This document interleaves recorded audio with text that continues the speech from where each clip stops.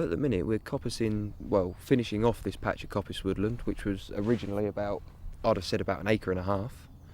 Out of it we've tried to draw logwood, post and rail fencing, fruit laying stakes, normal stakes, half round spals, various different pieces of green chestnut, wood that we've made into product. I travel, I think, an all-round trip of about 80 miles a day to get here, but some of the woods we work might be another half hour, 45 minutes drive from here. So you've got to go on again, so there might be as many as 3 to 4 hours travelling a day, which is a hell of a journey and a hell of a cost, an absolute hell of a cost, of about 80 quid a week on diesel, which is, astronomical, just to go to work in your wood. Can you tell me why you live so far away? I live so far away purely because we can't find a place up here that we can rent. We've luckily just at the minute managed to get onto a housing association scheme which may well allow us in a year, 6 months to a year's time to move up to this area on a transfer. But before that we were stuffed. We couldn't find anywhere to private let because we didn't have enough money for a deposit, and then obviously the deposit was an issue to find 1,600-1,700 quid as a deposit and then go and pay your following month's rent as well. We just couldn't physically do it. There was just not enough pennies in the pot. Would a rent be that expensive? An average rent, from what I could gather up from around this area, is between £650 to the £750 mark for the size of house I need. Unfortunately, I am a young father. I've got 2 kids. I've got a little Ellie, which is 2, and then I've got a little Lily, which is about 6 weeks old at the minute. Before that, we was living with parents. I was living with my parents, and Emma, my partner, was living with the 2 girls with her parents. I moved out from my mum and dad's, rented a place for my friends, and then obviously they got together and they had babies and things, and they didn't really want the gooseberry, so the gooseberry went and brought a caravan and lived in his field, which was fine and dandy for about 3 months. Then the council put an eviction order on me. I thought, that's a bit funny. So anyway, we tried to fight it. We couldn't. It was a fair cop. It's green belt land. Shouldn't be there. You were silly for doing it in the first place. So we moved the caravan. Destroyed it, got it scrapped. Got rid of it and went back to move. And we struggled for a little while. I took out a loan, which I'm actually still struggling to pay for, to get a deposit on a place we rented in Sheppey. But little did we know that the neighbours from there were they weren't very nice, put it that way. They were really, really antisocial and unhelpful, and banged on the walls and things like that when the kids was going to sleep, because obviously you put the baby down, the baby then cries. If you go up, you're trying to sort it, but as you're trying to sort it, you've got somebody on the other wall giving it a good bang. I think the average wage for a tree surgeon of what they do, they base it on how long you've had your tickets and experience and things like that. I think I'd probably clear about 300 quid a week if I worked for somebody, which isn't enough to keep 2 kids. And obviously, vehicles running and costs and things like that. We pay 350, I think it's 59 or 58 pounds a month on our rent, which is incredibly low, and we are so grateful to get that. It's unbelievable, but unfortunately, again, it's so far away from where we're working. The affordable housing isn't in the areas where it's needed. It's in the inner cities, it's in the big towns, or it's in the craggy little outcrops where no other bugger wants to go. Where do you think the closest would be acceptable for affordable housing here? You want something in a sort of 10-mile radius. So you've got Cranbrook, or you've got all the little old buildings that are around here. You see these colossal great big buildings that are sitting there rotting, where farms have been shut down, where bits and bobs have obviously closed off and that industry's no longer going, like all the old oasts and things like that. And they get snapped up by the rich people, and they get built on, and they get turned into these massive great big apartments, all the fancy barn conversions you see.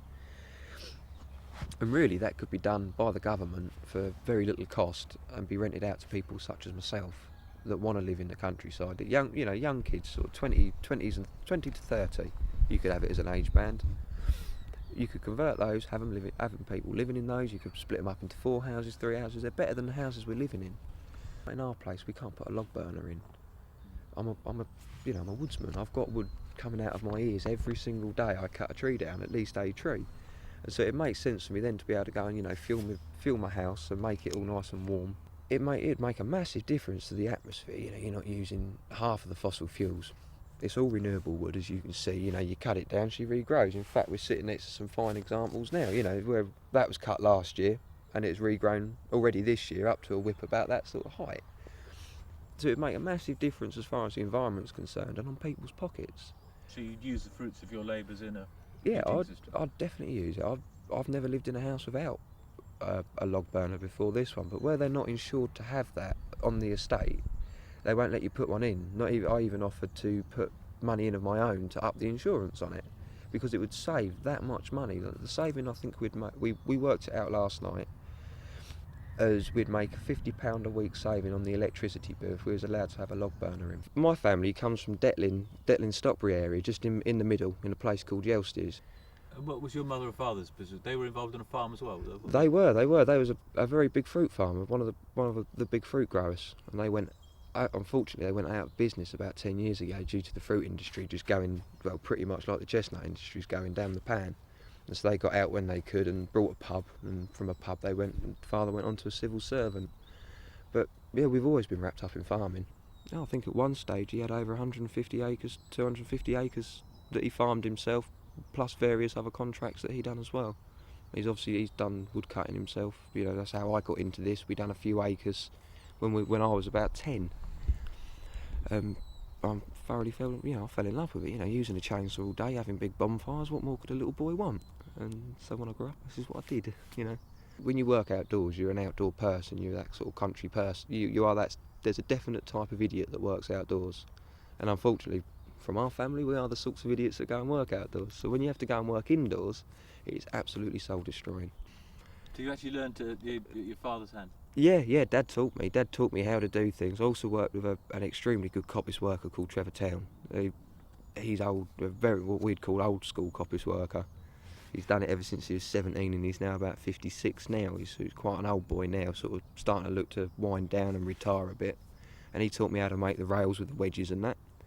So how we make these is we fell the tree, we cut them to the 9'6" length, then we get a wedge in the end and start to split the wood open, and we lead the split straight with the wedges. So we'll put a wedge in, we'll preempt what the split's going to do. If we see the split starting to dart off down the wood, we'll put the wedge in another side to make it come back into the centre, and then slowly you'll get a split log like what we got next to us here. And then you'll split that again into a triangular bit of wood about that sort of size, and maybe a touch bigger. You really want something about that, which is what they are. And then they'll be ended up and made into the rails. And he taught me that process from beginning to end, working in the wood as I cut the underwood out for him. And it was a really good experience. I worked for other coppicing firms as well, and they taught me a hell of a lot. Well, ultimately, I can see the industry going under.